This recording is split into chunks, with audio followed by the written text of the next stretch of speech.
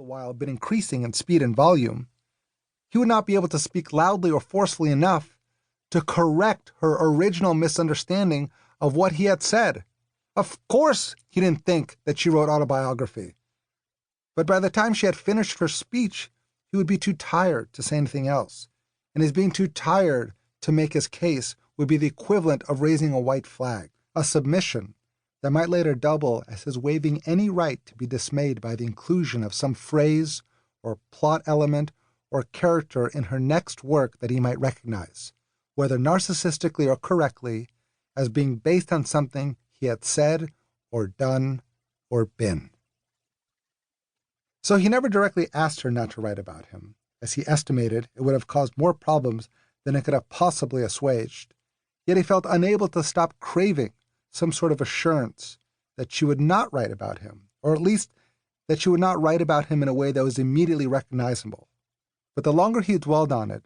and the more he talked about it in therapy, and the more he talked about it in his head to the imagined company of his therapist for the rest of the week, the more he realized that part of his desire to make sure that she would not write about him was an even stronger desire for her to write about him constantly. A desire for her to feel his absence so profoundly that she was forced, like a child,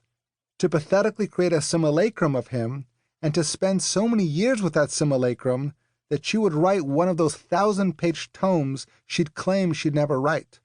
a book that fictively continued the relationship that she'd left. Because regardless of whatever she believed about him really leaving her before she officially left him,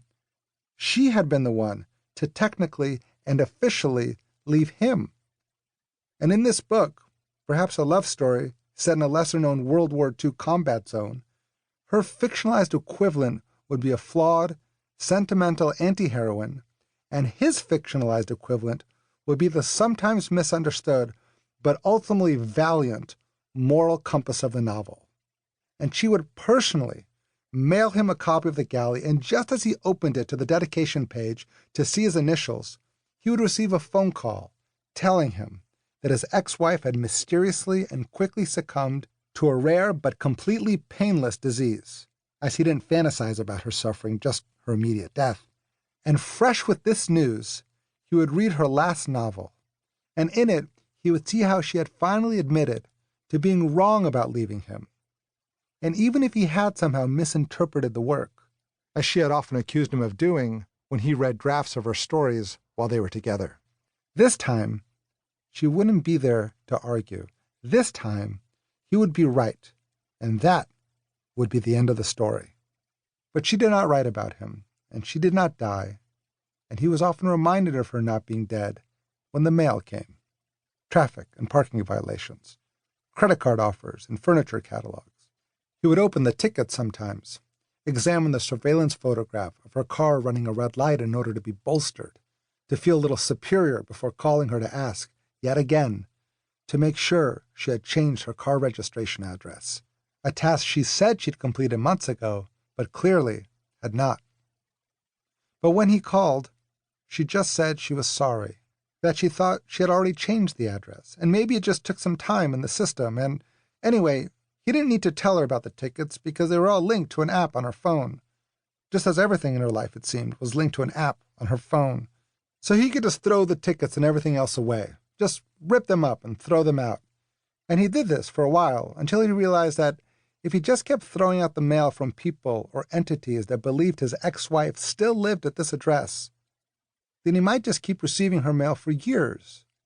and he would probably lose hours of his life to receiving, ripping, and recycling her mail. So he began to write, "Return to sender, no such addressee," in large black letters on every envelope, and leaving them out for the carrier to take them back to wherever they'd come from. And this did seem to solve the problem, though the catalogs and credit card offers continued to come, addressed to her but followed, uncertainly, with "or current resident." He did continue to sometimes partially read the magazines, a few she'd written for and a few in which she'd aspired to publish. After peeling off and discarding the address label, he'd bring an issue along for his commute to the university, or let several of them stack up on the coffee table, and once the backlog was too large, he first recycled the magazine.